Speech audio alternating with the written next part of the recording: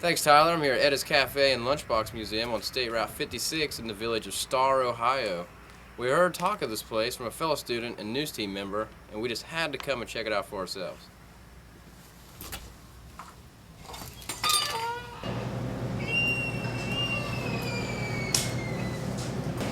This is Tim, the store clerk at Etta's Diner.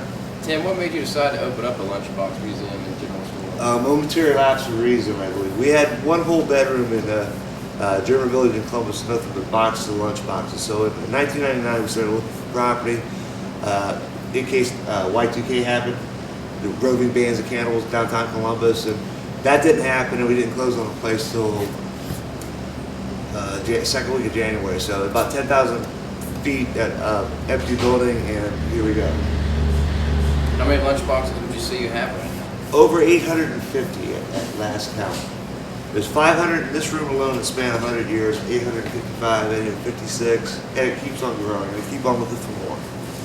Now, we've been carrying lunch boxes for a long time, ever since we discovered how to dry out a gourd or dry skin and carry it across the desert.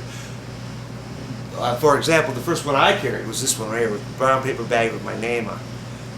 These come out in the 90s as well. A lot of people aren't familiar with these shapes.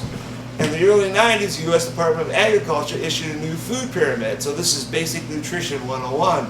You got a place for your sandwich, place for your soup, place for your little snacky cake, and place for your fruit. Now, heaven forbid if your mom packed you a banana or a grapefruit or a pear, because just small baseball-sized fruits. Everyone's favorite blonde and has everything Barbie. I like the progression she makes throughout the years. The very first Barbie is this black vinyl one in 1962. Very prim and proper with that bobby socks or hairdo. But by the late 60s, this girl's gone wild with that twiggy miniskirt and that funky hairdo. By the 70s, she's camping out there with Ken with her VW microbus and her bell bottom. By the 80s, she has her own rock band and she's also a flash dancer. By the late 80s, she's in Hawaii with David Hasselhoff with Baywatch Barbie, and she's also a cheerleader.